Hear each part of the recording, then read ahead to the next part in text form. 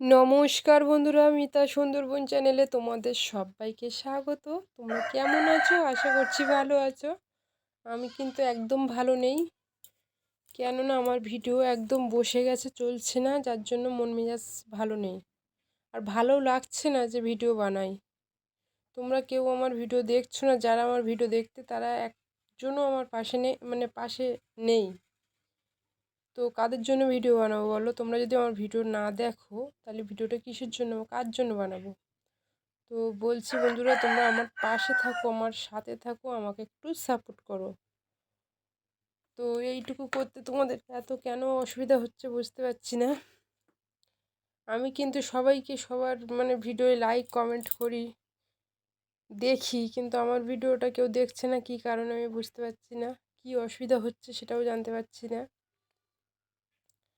তো আমার ভিডিওটা দেখো, কোনটা অসুবিধা হচ্ছে, আমার কথা বলা হচ্ছে না নাকি আমার ভিডিও বানানো হচ্ছে না, কোনটা অসুবিধা হচ্ছে সেটা তোমরা একটাবার আমাকে একটু জানিয়ে বলো।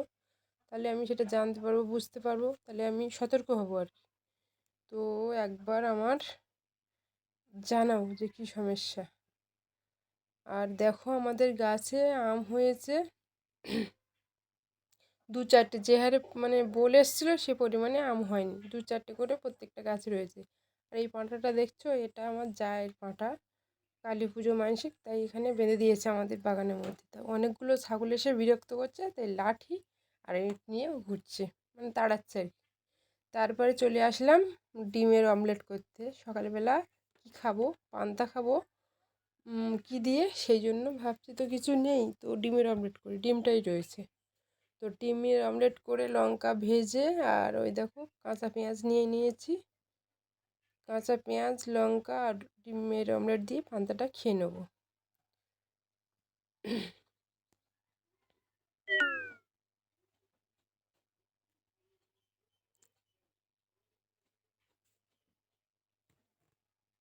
লঙ্কাটা কিন্তু প্রচুর পরিমাণে নরম হয়ে গেছে।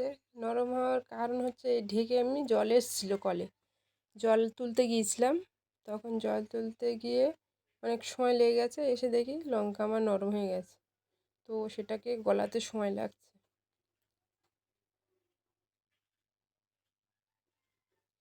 তারপরে অনেকটা কাজ ছিল বাড়ির দিকে, যার জন্যে আর ভিডিও বানাতে পারছি না। আর ভিডিও বানাতে ইচ্ছেই আমার করছে না, যেহেতু ভিডিও না চললে, কেউ যদি না দেখে, ভিউজ না আসে, তো আমার ভিডিও বানিয়ে কী লাভ হবে? কোনো লাভ নেই, কেউ তো আমার ভিডিও দেখছে না, তা ফালতু কষ্ট করে কী লাভ? সেই জন্য কদিন ভিডিও আমি বন্ধ করে দিয়েছি। আবার ভাবছি, এত কষ্ট করে আমি চ্যানেলটা আশা করে বানিয়েছি, চ্যানেলটা আশা করে খুলেছি, তো চ্যানেলটা বন্ধ করে দেব? তো না, আবার শুরু করি। সেই জন্য মনে কষ্ট রেখে আবার শুরু করে দিলাম ভিডিও বানানো। তো বন্ধুরা, তোমাদের কাছে আবারও বলছি, তোমরা ফিরে এসো, আমার ভিডিও দেখো, আশা রাখছি তোমাদের ভালো লাগবে। আর কোনটা কী অসুবিধা হচ্ছে সেটা তোমরা একটাবার আমাকে জানিয়ে দাও, বলে দাও, আমি সেইভাবে ভিডিওটা বানানোর চেষ্টা করব। কেননা তোমরা যে ভুলটা না ধরিয়ে দেবো, আমি তো বুঝতে পারছি না যে আমি কী ভুল করছি। তো তোমরা আগের মতন আবার ফিরে এসো, আমার ভিডিও দেখো, আমার পাশে থাকো, সাথে থাকো। সবাই সবার সাথে পাশে না থাকলে কেউ কোনো দিন বড়ো হতে পারে না। বড় বড় ইউটিউবারগুলো, ওগুলো কাদের জন্য বড় হয়েছে? ওগুলো তো আমরাই তো তাদেরকে বড় করেছি বললে চলে। কেন আমরা যদি না দেখতাম, ওরা কি বড় হতে পারতো? পারতো না। তাহলে তাদেরও উচিত আমাদেরকে একটু সাপোর্ট করার, আমাদের পাশে থাকার। তোমাদেরকে অনুরোধ করছি বন্ধুরা, আমার ভিডিওগুলো দেখো, আমার পাশে থাকো, সাথে থাকো, আর আমার লাইক কমেন্ট করতে যেন ভুলো না।